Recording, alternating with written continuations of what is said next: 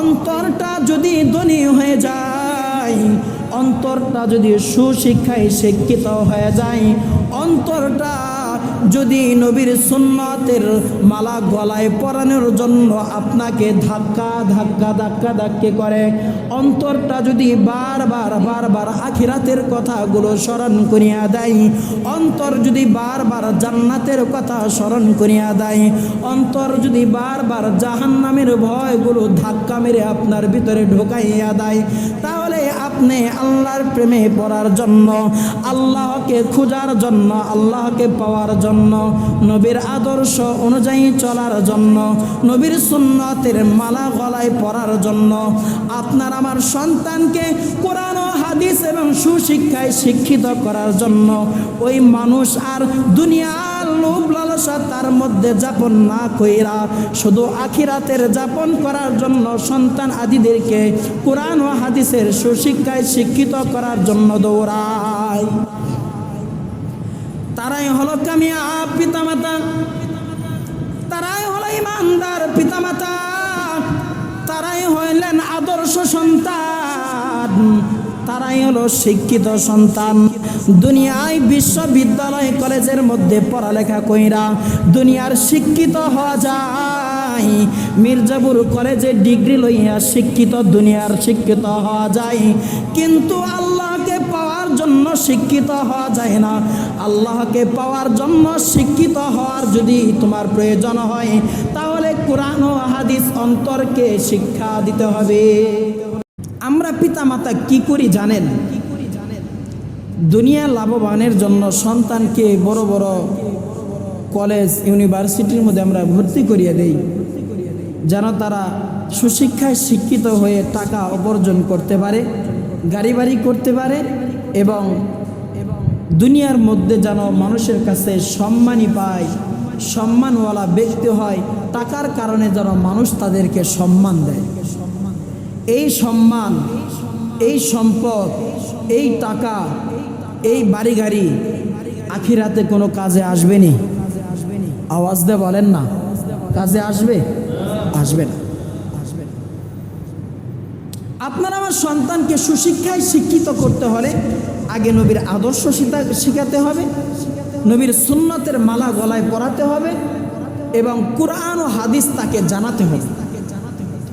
যতক্ষণ পর্যন্ত আপনার সন্তানকে এবং আপনি নিজে আপনার পরিবার পরিজনকে কোরআন ও হাদিস না শিখাতে পারবেন, ততক্ষণ পর্যন্ত আপনার সন্তান আদর্শবান সন্তান কোশ্চেনকালে হতে পারবে না। এই দুনিয়ায় শিক্ষিত অনেক সন্তানকে পিতামাতা আশা কইরা করাইছে, তাই না? কেউ মাস্টার, কেউ বড় বড় ডিগ্রি নিছেন, তারা এই বড় বড় ডিগ্রি নিয়ে সন্তানকে পিতামাতা এত লেখাপড়া কেন করাইলেন?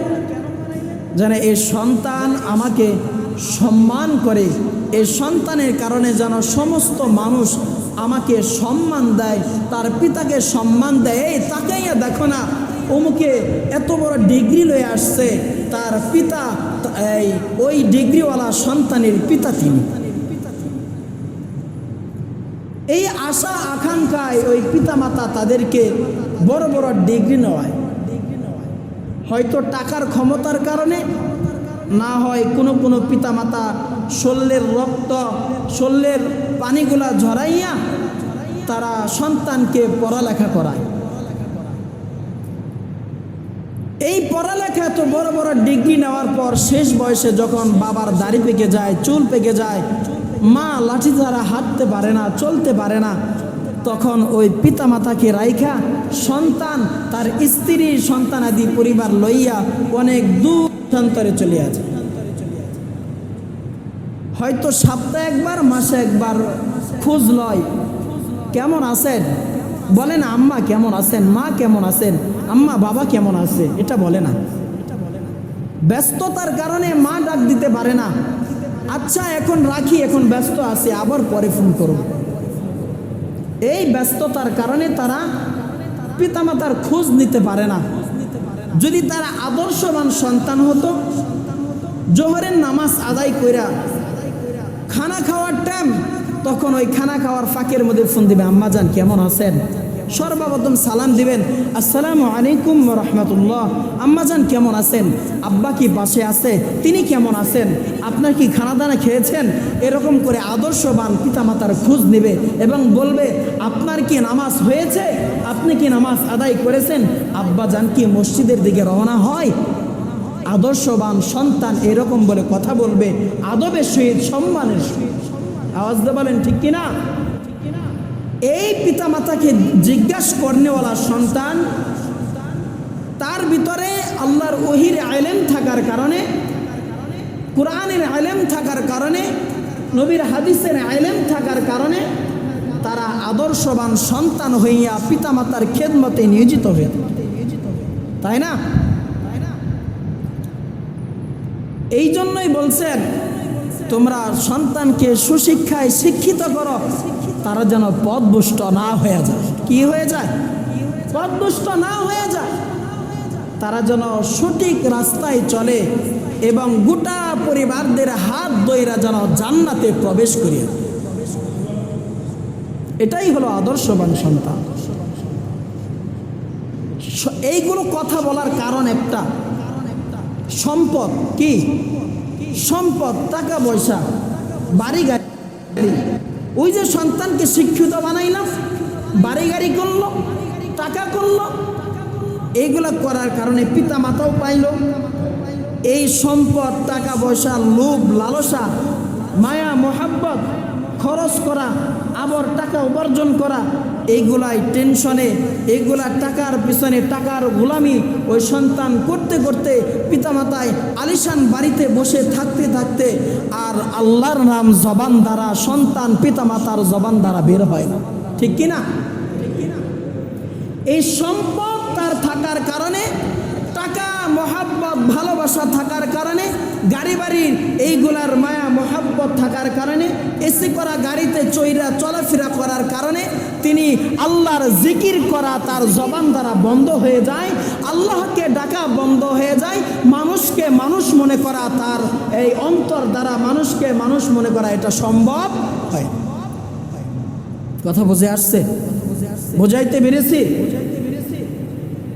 এই সম্পদ, টাকা পয়সা যার যত কম আছে তার সাথে আল্লাহর সাথে কথা আদান প্রদান বেশি। বুঝতে পারছেন? তিনি খুঁজে আমার মালিক কই, তার কাছে যাইয়া আমি হাত তুললেই মালিক আমাকে অল্প অল্প করে দিবে, আমি চলবো, আবার মালিকের কদমে সেজদা ফেলাবো, আবার চলবো, মালিক আমাকে এক দার্স আমাকে চালায়। সম্পদ কম থাকার এই কথা। যার আছে তার তো লাগে, যার আছে তার তো লাগে। এখন এই জায়গায় বলা যায়, যার আছে তিনি যদি সবুর করে, ধৈর্য ধারণ করে, আলহামদুলিল্লাহ, শুকরিয়া, আল্লাহ আমাকে চলার ক্ষমতা দিয়েছেন, ভালো পোশাক আদি পরার ক্ষমতা দিয়েছেন এবং ভালো খানা দানা মুখে তোলার ক্ষমতা দিয়েছেন, ফুলা আমার স্টাবলিশ হয়ে গেছে, এইগুলা যদি তিনি মনে কইরা শুকরিয়া আদায় কইরা যদি বলে আমি এই পর্যন্ত আমি নিস্তব্ধভাবে দাঁড়াইয়া যাই, সামনে আর অগ্রসর হব না, আমি যে অবস্থায় আছে এই অবস্থায় থেকে আল্লাহর গোলামি করব, তিনিই হয়ে যাবেন কামিয়াব ব্যক্তি। তিনি কি হয়ে যাবে? কামিয়াব হয়ে যাবে। আর জানা আরো চাই, আরো চাই। নবী বলেন, তাদের মতো দরিদ্র ফকিন্নি মার্কা মানুষ আর দুনিয়াতে হয় না। ঠিক কিনা? চাই কারা? যাদের নাই। চাই কে? যাদের নাই একদমই। আমার নাই, এই জন্য মালিকের কাছে চাই। আমি মালিকরে বলি আমার আলেমের কমতি আছে, আমাকে আলেম দান করে। আমার টাকা সম্পদ কিচ্ছু নাই, আমি বলি আমাকে যতটুকু প্রয়োজন ততটুকু আমাকে দান করেন। আপনি বলেন আমার যতটুকু প্রয়োজন আমাকে ততটুকু আমাকে দান করেন। আর যার আছে তিনি বলে আমাকে আরো দান করেন, আরো দান করেন। ঠিক কিনা? আমাকে আরো দান করেন। যদি কোরআন ও হাদিসের ইলম যদি তাদের ভিতরে থাকতো তাহলে বলতো আমার যতটুকু প্রয়োজন আমাকে দান করেন, আমি এতটুকুই ধৈর্য ধারণ করব এবং আপনার হুকুম মতো চলব, নবীর আদর্শ অনুযায়ী চলব। তিনি এই চিন্তা ফিকির করবেন। আর যারা দুনিয়ার মধ্যে টাকা সম্পদের মালিক হয়েছে তারা বলে এই আমার আরো লাগবে। যাদের ভিতরে ইলম আছে, আল্লাহ তাআলার কোরআনের জ্ঞান হাদিসের জ্ঞান আছে, তাদের অন্তরটা হলো সুস্থ এবং তাদের অন্তরটা সব চাইতে ধনী। তাদের অন্তর কি সব চাইতে ধনী।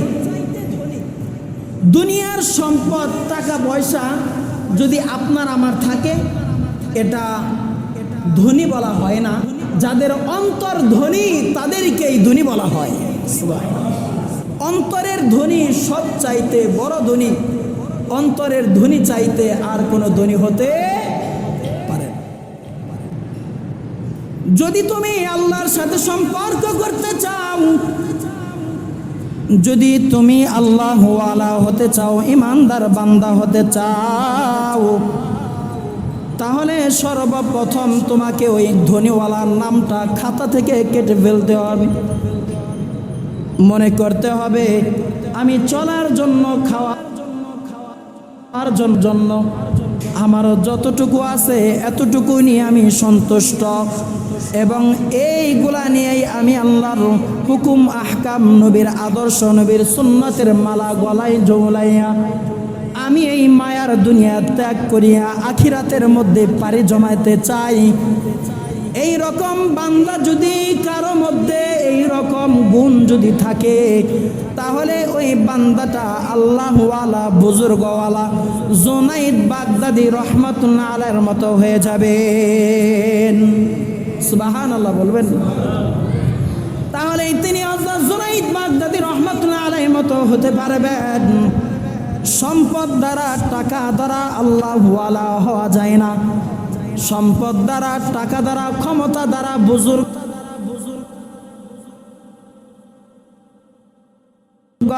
অন্তরের নিয়ত নিয়ে আল্লাহওয়ালা হওয়া যায়। যদি অন্তরের ভালোবাসা মায়া মোহাব্বত আল্লাহর প্রতি জাগ্রত হয়, অন্তরটা যদি ধনী হয়ে যায়, অন্তরটা যদি সুশিক্ষায় শিক্ষিত হয়ে যায়, অন্তরটা যদি নবীর সুন্নতের মালা গলায় পরানোর জন্য আপনাকে ধাক্কা ধাক্কা ধাক্কা ধাক্কি করে, অন্তরটা যদি বারবার আখিরাতের কথাগুলো স্মরণ করিয়া দেয়, অন্তর যদি বারবার জান্নাতের কথা স্মরণ করিয়া দেয়, অন্তর যদি বারবার জাহান্নামের ভয়গুলো ধাক্কা মেরে আপনার ভিতরে ঢোকাইয়া দেয়, তাহলে আপনি আল্লাহর প্রেমে পড়ার জন্য, আল্লাহকে খোঁজার জন্য, আল্লাহকে পাওয়ার জন্য, নবীর আদর্শ অনুযায়ী চলার জন্য, নবীর সুন্নতের মালা গলায় পরার জন্য, আপনার আমার সন্তানকে কোরআন ও হাদিস এবং সুশিক্ষায় শিক্ষিত করার জন্য ওই মানুষ আর দুনিয়ার লোভ লালসা তার মধ্যে যাপন না কইরা শুধু আখিরাতের যাপন করার জন্য সন্তান আদিদেরকে কোরআন ও হাদিসের সুশিক্ষায় শিক্ষিত করার জন্য দৌড়ায়।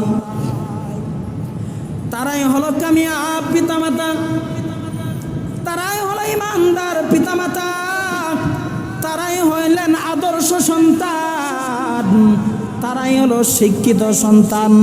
দুনিয়ায় বিশ্ববিদ্যালয় কলেজের মধ্যে পড়ালেখা কইরা দুনিয়ার শিক্ষিত হওয়া যায়, মির্জাপুর কলেজে ডিগ্রি লইয়া শিক্ষিত দুনিয়ার শিক্ষিত হওয়া যায়, কিন্তু আল্লাহকে পাওয়ার জন্য শিক্ষিত হওয়া যায় না। আল্লাহকে পাওয়ার জন্য শিক্ষিত হওয়ার যদি তোমার প্রয়োজন হয়, তাহলে কোরআন ও হাদিস অন্তরকে শিক্ষা দিতে হবে। কোরআন ও হাদিস দ্বারা অন্তরকে শিক্ষা দিতে হবে, তাদেরকে আখিরাতের প্রতি ধাবিত করতে হবে এবং অন্তরকে ধনী বানাইতে হবে। আপনার সম্পদ টাকা পয়সা এগুলা দেখিয়া ধনী হইয়া লাভ। আপনার ভিতরে যখন অন্তর দ্বারা অন্তর দ্বারা কোনো যুবকের প্রতি বন্ধুত্ব তার মধ্যে এবং যুবক এবং নারীর প্রতি বন্ধুত্ব, ভালোবাসা, রিলেশন যদি থাকে, অন্তর দ্বারা যদি না থাকে তাহলে ওটা ধ্বংস হয়ে যায়। কথা ঠিক কিনা? যুবক ভাইরা কথা কয় না, ঠিক কিনা? ধ্বংস হয়ে যায়। যদি মনের ভালোবাসা যদি না থাকে তাহলে কোনো রিলেশন টিকে না, পিতামাতার সাথে ভালোবাসা মহব্বত থাকে না। যদি মনের ভালোবাসা, অন্তরের ভালোবাসা যদি না থাকে তাহলে মানুষের প্রতি মানুষের মায়া মহব্বত জাগ্রত হয় না।